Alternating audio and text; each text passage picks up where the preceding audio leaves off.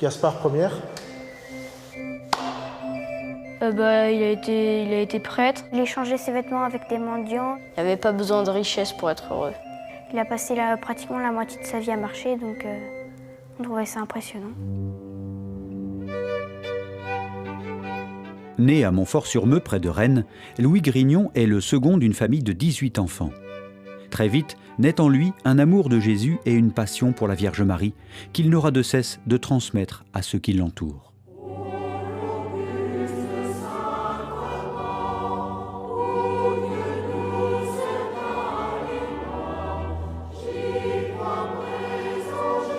De Rennes à Paris, de Poitiers à Rome, Louis-Marie marche infatigablement en quête de son destin.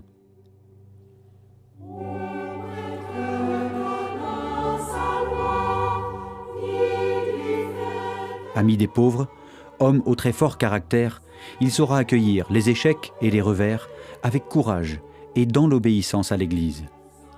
Il transmettra cet amour de la sagesse tout au long de sa vie missionnaire.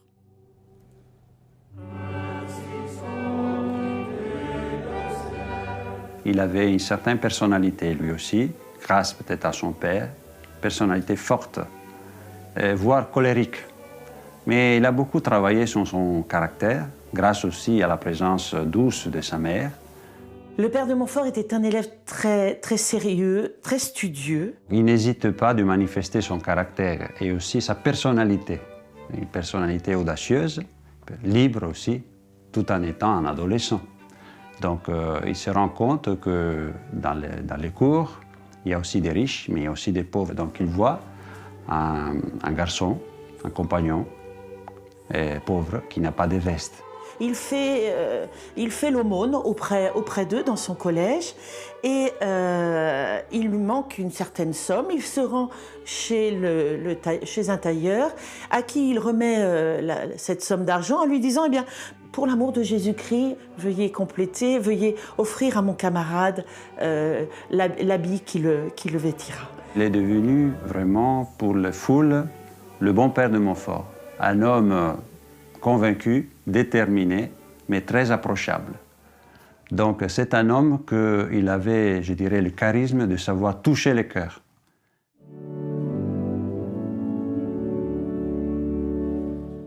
Louis-Marie, c'est un artiste, avec plusieurs facettes. D'abord, c'est un sculpteur. Il aimait beaucoup sculpter. Et nous avons ici, à la maison natale, aussi deux souvenirs merveilleux. C'est Notre-Dame de la Sagesse qu'il a sculpté pour l'ermitage de Saint-Lazare et les crucifix devant lesquels il priait en solitude. Saint Louis-Marie se sert aussi de la musique pour évangéliser. Il change les paroles des chansons populaires de l'époque pour rendre le message des évangiles le plus accessible possible à une population très illettrée. Donc, il a composé 164 cantiques qui permettent aux gens, en chantant, de connaître l'Évangile et les vérités de la foi. Tout en suivant ses études, Louis-Marie participe à des œuvres de charité. À l'image du Christ, il voit dans les plus pauvres Dieu lui-même. À Rennes, il a ressenti un attrait, une vocation, un appel de devenir prêtre, de devenir missionnaire. Et il traverse pour aller à Paris un pont, le pont de Cesson. Et c'est à ce moment-là qu'il dit que, une fois traversé ce pont, j'ai quitté ma famille et je suis entré dans une nouvelle famille, la famille de la Providence. Et alors là, il donne sa veste à un pauvre, il donne son argent à un autre pauvre. La passion pour le pauvre, ça vient d'abord, comme on peut imaginer aussi, de sa profonde relation avec Dieu. Donc Dieu, pour lui, c'était quelqu'un qui se penchait sur l'humanité pauvre, nécessiteuse, en se reconnaissant lui aussi pauvre devant Dieu. Donc sa réponse, qui est tout au long de sa vie, c'est aussi annoncer, dire, manifester aux pauvres qu'il y avait un espoir, une espérance. C'est la présence de Dieu. Après ses études au séminaire Saint-Sulpice à Paris et suivant les conseils de Madame de Montespan, le jeune prêtre partira à Poitiers, où il servira les pauvres de l'hôpital général. Deux personnes seront particulièrement touchées par son rayonnement, Mathurin Rangeard et Marie-Louise Trichet. Marie-Louise va détecter dans cette rencontre le doigt de Dieu qui va la guider jusqu'à venir vivre à l'hôpital. En 1701, elle n'a que 17 ans, elle est une jeune fille de la bourgeoisie de Poitiers, son père est procureur au tribunal de Poitiers, et elle lui dit son désir d'être religieuse. Parce qu'il voulait toujours encourager les autres à s'engager sans avoir peur. N'ayez pas peur, c'était un petit peu ce slogan. N'ayez pas peur parce que vous aurez toujours la confiance de trouver une solution. Et alors c'est là que lui permettait aussi d'entraîner les autres. Et Mathurin Rangeard était un jeune, 18 ans, qui venait, qui passait, il voulait être capucin. Et puis il rencontre le père de Montfort à Poitiers. Et le père de Montfort sent dans cet homme un personnage quand même attrayant et plein de don de lui-même, quoi, il voulait se donner. Alors il lui dit, écoutez, je crois que j'ai besoin de vous. Venez avec moi, dans mes missions, vous m'accompagnerez, etc. S'il parvient à toucher les cœurs, son caractère très entreprenant, sa foi et son exigence lui créent de nombreuses jalousies et critiques, y compris parmi les personnes influentes du clergé. Et il dérange, sa présence dérange à la Salpêtrière aussi, parce qu'il veut mettre de l'ordre et aussi faire remonter la dignité des pauvres. Et donc là aussi, un jour, il trouve sur son assiette un petit bout de papier, vous êtes mis à la porte. Et donc il n'a pas d'amis, il n'a pas de connaissances à Paris. Donc la seule chose, c'est d'aller demander un abri. Il va vivre reclus sous l'escalier de la rue du Pot de Fer à Paris. On est en 1703. Et c'est vraiment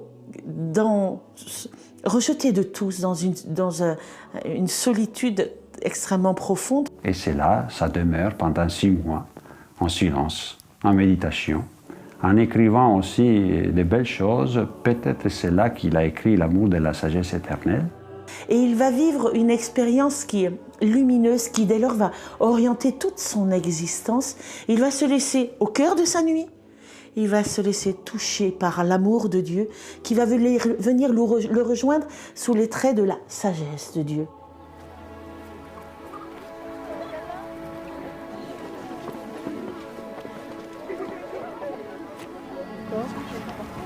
Puiser dans cet amour que tu as pour les hommes. Pontchâteau, c'est un lieu important, un centre, autour desquels il y a d'autres communes. C'est une plaine. Eh bien, pourquoi on n'érigerait pas dans cette plaine un calvaire? La bénédiction était prévue le 14 septembre, comme il se doit, le jour de la Croix Glorieuse. Et arrive l'interdiction. Donc l'interdiction de bénir, de consacrer le calvaire, qui arrive de Versailles, donc Louis XIV, parce qu'il y avait des soupçons, il y avait des jalousies parmi le clergé, et donc il n'a pas pu consacrer le calvaire. Et bon, il accepte cette humiliation comme une épreuve pour lui, pour purifier ses intentions, pour voir vraiment s'il était vraiment motivé uniquement pour la gloire de Dieu et pas pour la sienne. Et l'évêque, quelques jours après, lui a réenvoyé une autre lettre, c'est encore plus dur, lui disant qu'il était interdit de tout ministère dans le diocèse. Et donc, il n'avait plus qu'à partir. Malgré ces épreuves, qu'il surmontera dans l'obéissance à sa hiérarchie, le père de Montfort continuera à évangéliser les foules de l'ouest de la France en organisant des missions avec de grandes processions et en créant des écoles charitables, comme à La Rochelle, suivant en cela l'ordre reçu du pape lui-même qui l'avait nommé missionnaire apostolique. On retiendra la devise de saint Louis-Marie Grignon de Montfort, « Dieu seul », et le « totus tuus », tout à toi, adressé à Marie qui conduit à Jésus. Avant de mourir, donc, il a bien sûr écrit son testament où il laissait le peu de choses qu'il avait à disposition à ses compagnons qui étaient là. Il s'est confessé aussi. Et à la fin, tout en manifestant aussi son combat spirituel, il dit aux gens qui étaient là à son chevet, « Je me trouve entre Jésus et Marie. Je ne pécherai plus. » et il ferme les yeux.